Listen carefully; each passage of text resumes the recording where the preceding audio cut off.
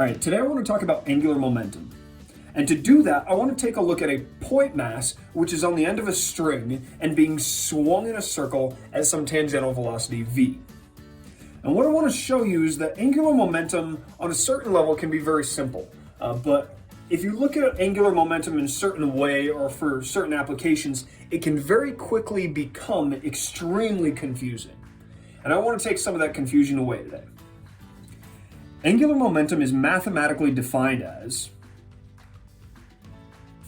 the cross product of the radius vector cross the linear momentum vector. Now you'll notice here I've got a mass and a velocity, so it's not so hard to see that there's going to be some linear momentum here because P, linear momentum, is just mass times velocity. Now whether you understand a cross product or not, what I want you to realize is that this equation in two dimensions, like what I have here, reduces down to rp sine theta, where r is still our radius, p is the linear momentum, and theta is simply the angle between these two vectors. We've seen cross products before when we were dealing with torque. You'll remember torque was equal to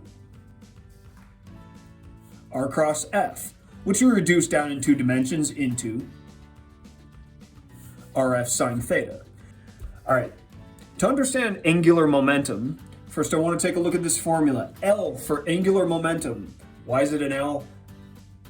It's probably Latin. We just let it go. At this point, you smile and nod and you say, okay, I'm going to put up with silly letters. If you need to, just tell yourself all the other letters were taken, right?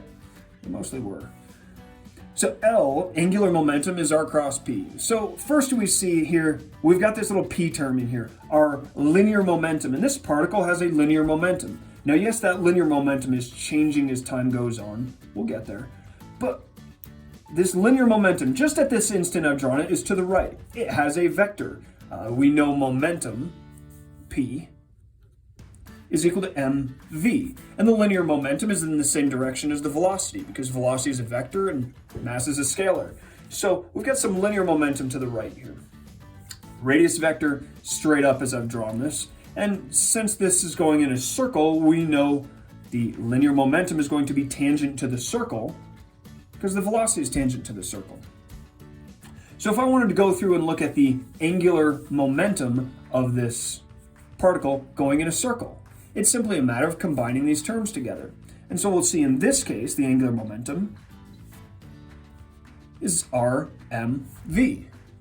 There's nothing too scary about that. In fact, it's just flat out easy. Now to go a little bit farther with this, we have angular momentum. So we should probably put our angular momentum in terms of angular variables, because leaving this in terms of linear variables seems a little bit strange. So what I want to do is turn this velocity vector into an angular velocity. And you'll remember, velocity is equal to r omega, where omega is the angular velocity. Makes sense, angular velocity, angular momentum. So subbing this in here, we get this term rm r omega, which that seems a little bit silly. Let's combine these r's.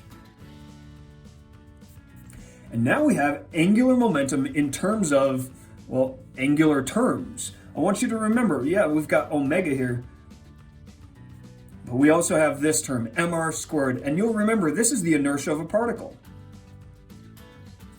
And so we can actually extend this idea into a more general equation and say that the angular momentum of an object going in a circle is simply equal to I omega. And so what we have now are two equations, this equation up here and this equation here, which both describe angular momentum really from two different perspectives.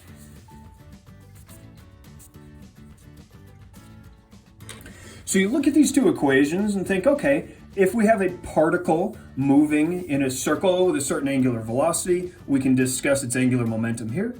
We can talk about its angular momentum given this function here. I realize this is pretty specific because we have to be dealing with a particle and only a particle. Whereas this equation could deal with a distribution of mass. We could put the inertia of just about any shape we wanted in right here. So this seems at first glance like a simple plug and chug sort of situation. But as anybody trying to learn physics quickly finds out, angular momentum starts off conceptually and mathematically simple. but it very quickly becomes a bit of a vicious beast. It's like that bunny in Monty Python. It looks all sweet and fluffy, and then it tries to rip your head off. And I'll show you what I mean. Let's say we had this particle moving in a circle like this on the end of a string, and I cut the string, just as this particle was right at this point. Now the fact of the matter, if I was to cut that string right here, this particle would still have some mass, it would still have some velocity, and it would still be at a radius just for an instant away from our little pivot point right here. And so in that instant, this particle would still have some angular momentum. So here's where the first icky idea of angular momentum shows up. And that is, if this particle was to keep moving in a straight line this way, it would still have angular momentum. Now I'm going to label this point here. I want to call this point A. At point A, I think we can all agree this particle would still have some angular momentum. It's the exact same situation as though when this was going in a circle, just as we cut the string. But if we let this particle drift along to some point over here, let's call this point B.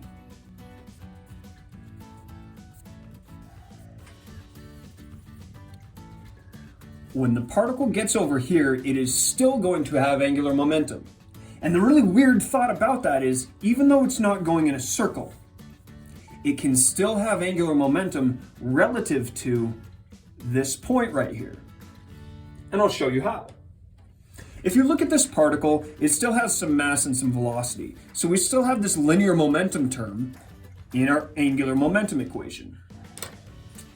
And there is still a radius vector. Now this radius has changed. You can see the radius here, we're going to call this r at point A, was small. But the radius vector at B is now larger. So there's still some linear momentum, there's still a radius, and there's still an angle between the momentum vector and the radius vector.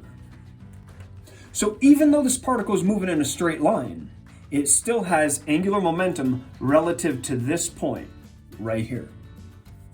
Now, if we want to compare the two angular momenta, what I want to show you is that as this particle moves along in a straight line, even though it's not moving in a circle, its angular momentum is not going to change.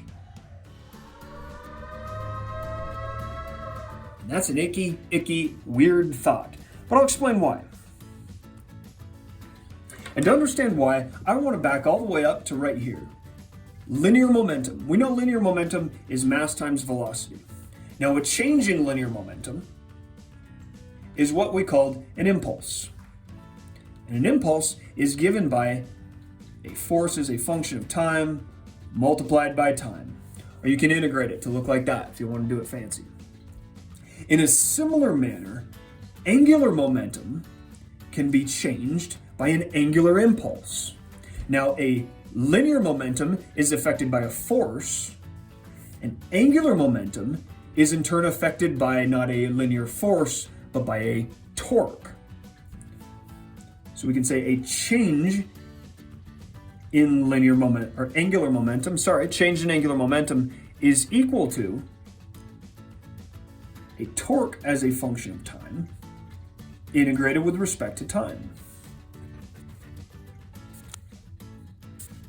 Now you can go through and prove that this angular impulse is given by the sum of all torques with respect to time. I don't want to do that. It gets more mathy, and this is mostly conceptual here. But I do want to point out there's an rotational analog going on here. The relationship between angular momentum and angular impulse is the same as the relationship between linear momentum and linear impulse.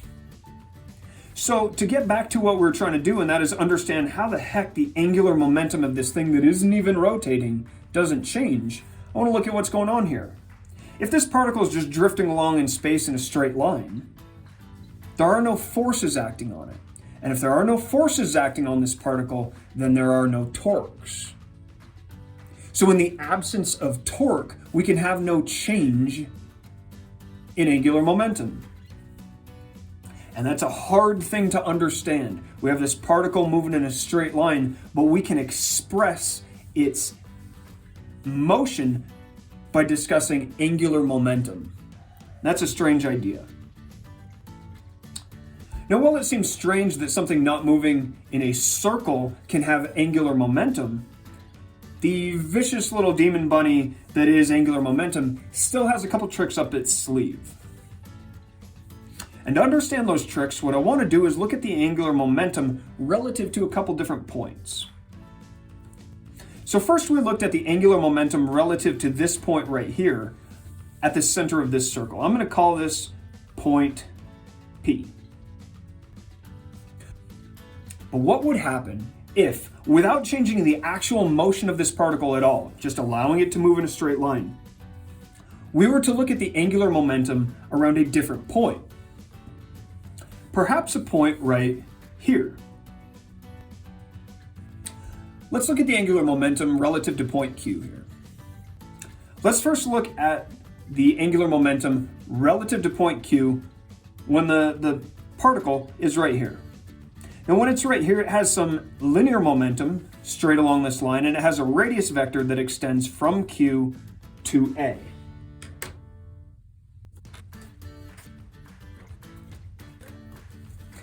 Now in looking at this, the linear momentum is to the right and the radius vector is to the left. So if we were to go through and work out the angular momentum according to this equation, because the radius vector and the linear momentum are in opposite directions, that means the angular momentum relative to point Q is 0.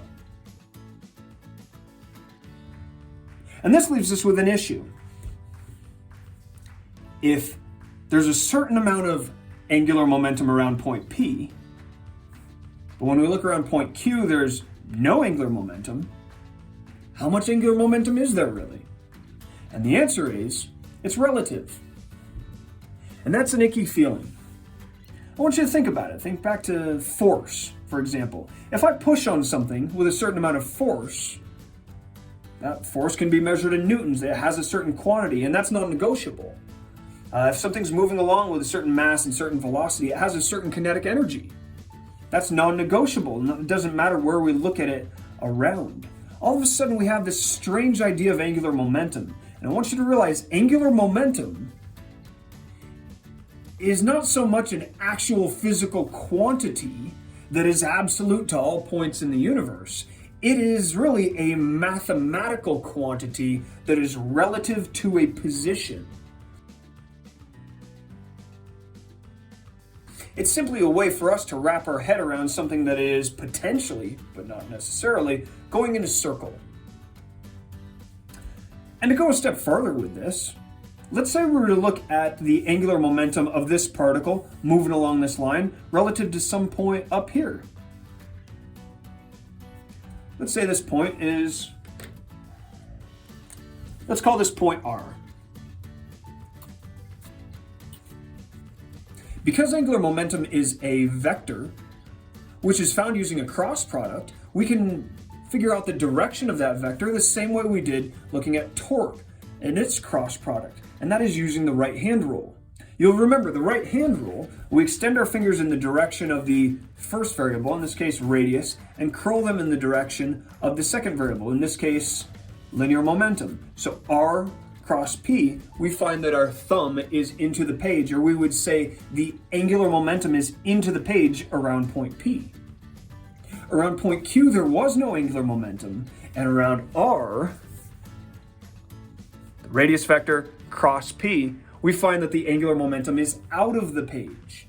And so not only is angular momentum not an actual value that is true to all points or all observers within the universe, this is relative to different points, and it can vary in direction as well as magnitude.